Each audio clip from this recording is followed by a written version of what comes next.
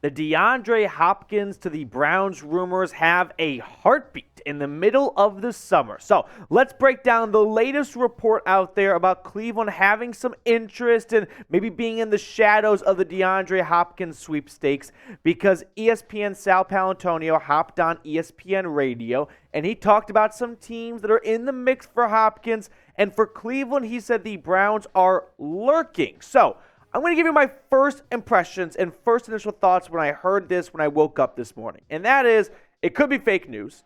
Sal Paolantonio is a Philly guy. He's an Eagles reporter and whatnot. I've never known him to be breaking Cleveland Browns news or rumors.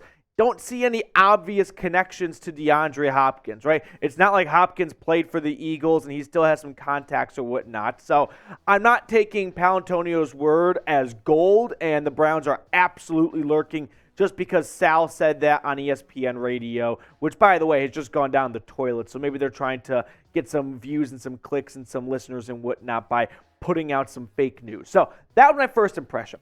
Impression number two is Andrew Berry is addicted to making moves. He's addicted to trades. He's addicted to blockbuster moves. And maybe he's bored, right? I'm not quite sure what he's doing this summer, like after minicamp and before training camp. I know he's still busy and he still has some things to do in the office, but who knows? Maybe he took the wife and the kids down to Disney World and he's in line for the teacups and he's like, this is a living hell. Why did I go to Orlando in June? Let's put out some smoke screens. Let's get some interesting buzz going out there. That way I can tell the fam, like, you guys go to the parks. I'm going to stay in the hotel. I've got some conference calls to make. So maybe Andrew Berry's a bit bored, and that's why we have some new DeAndre Hopkins buzz. Or maybe it's door number three. And this is probably the most likely outcome of the first two we talked about. And that is, everything rides on 2023.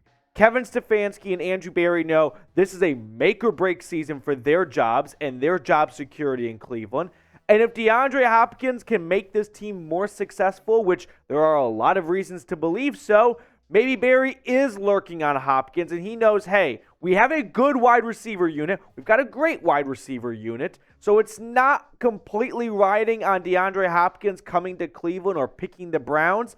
But if we could somehow land him and reunite Deshaun Watson with him, we'd be fools not to at least entertain the idea and do our due diligence on it.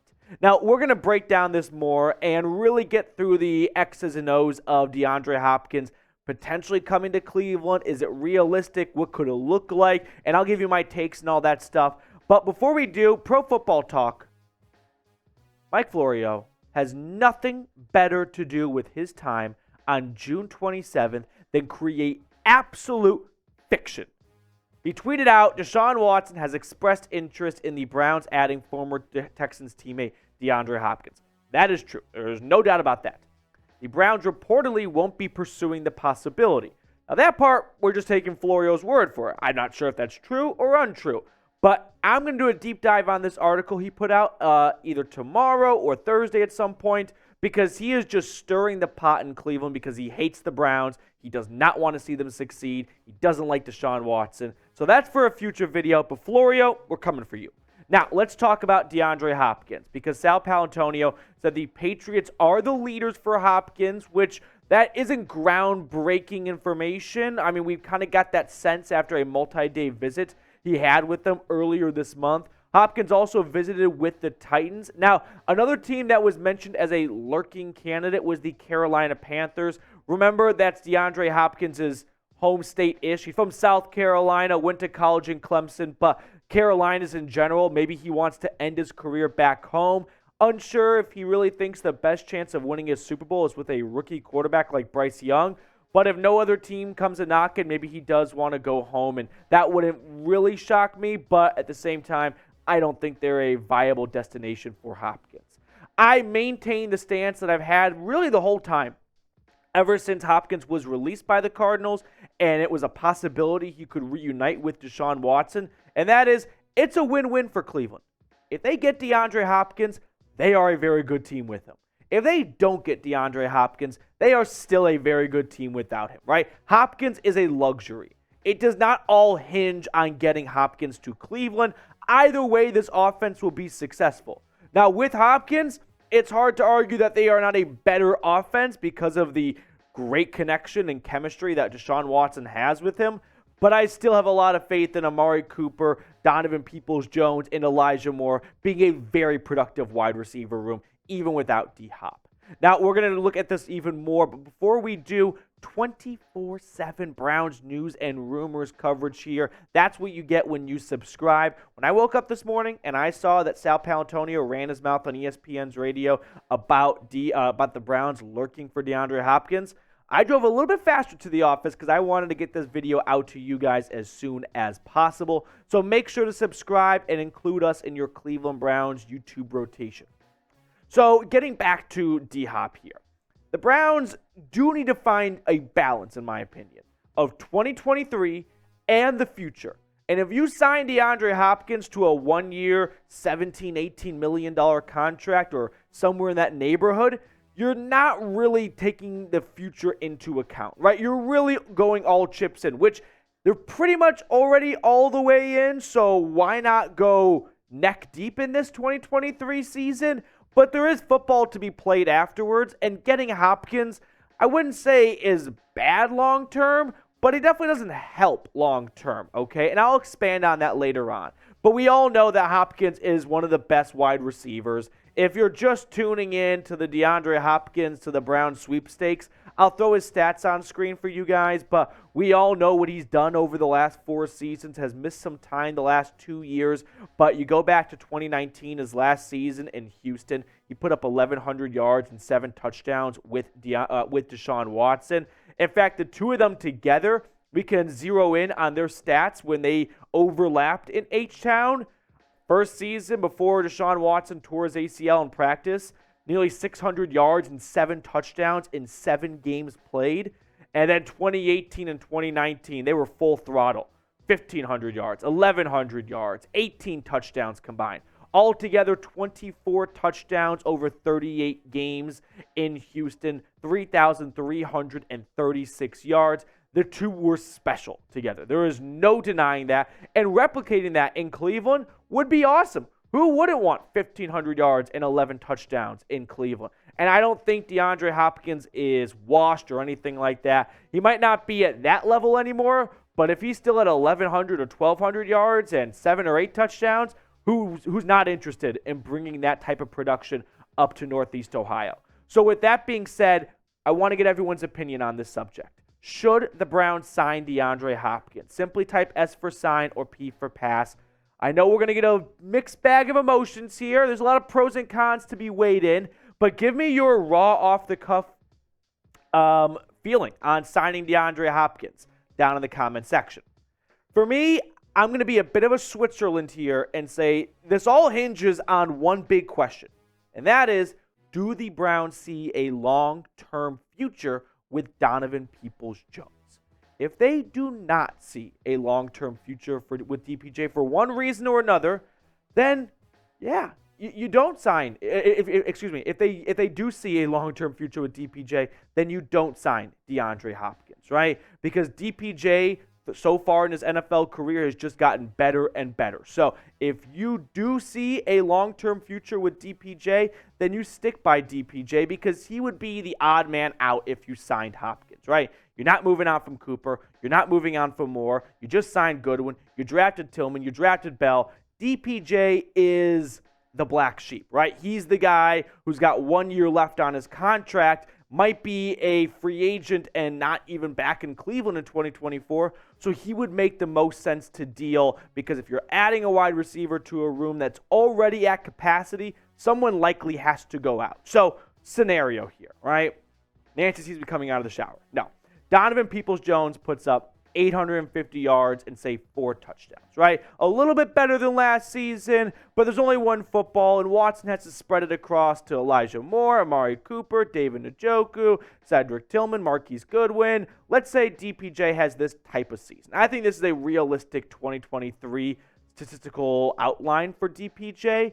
Well, when you look at free agency this past year, it wasn't awesome for wide receivers. So if DPJ has that kind of season and he goes into free agency where Odell Beckham Jr. got the most money on average at $15 million for just one season, but Lazard and Jacoby Myers both got $11 million a season, If that's the ceiling, right? If that's what free agency market is for wide receivers between 11 and 15 million. Now, granted, this was not a good class for wide receivers. If you were a wide receiver needy team, this was not a good year to go out and spend a lot of money because Allen Lazard was the number one guy.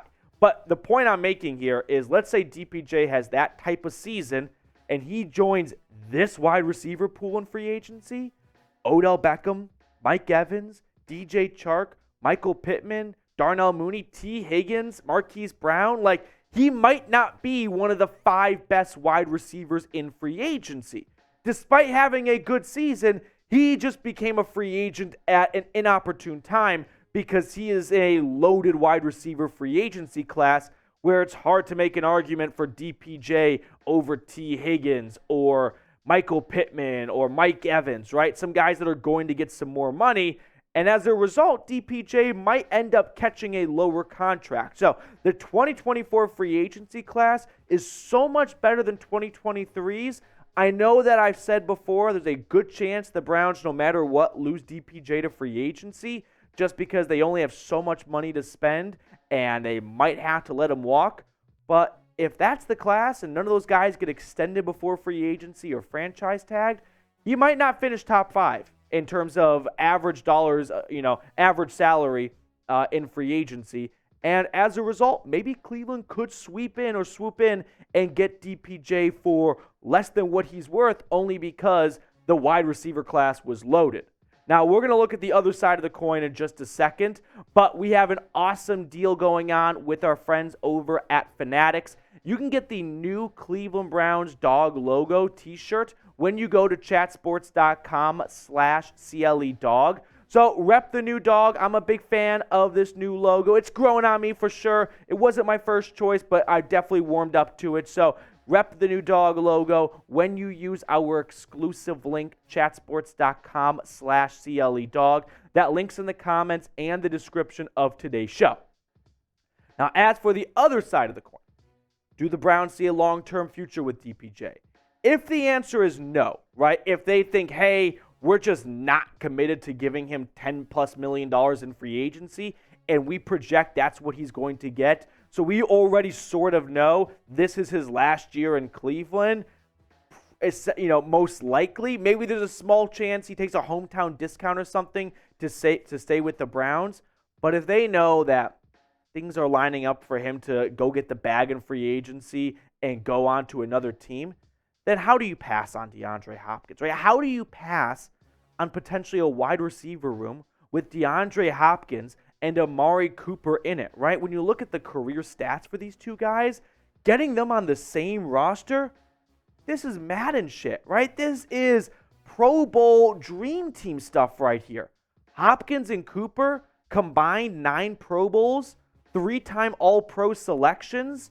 I mean, this is a fantasy football lineup in Cleveland potentially.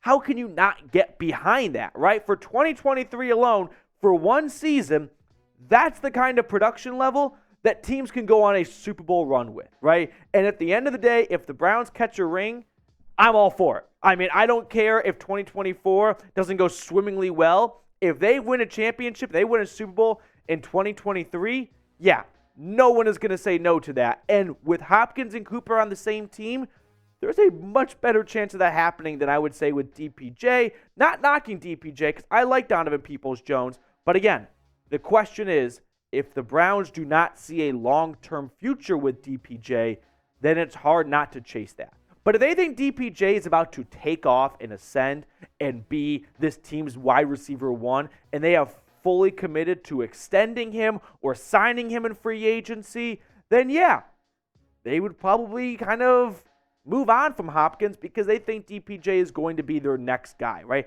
They think DPJ is going to be their next Hopkins. I'm not sure if that's their thought process, but if that is what they're thinking, then I don't see Hopkins coming to Cleveland. Now, let's go down this hypothetical road here. Stick with me and say Cleveland signs DeAndre Hopkins.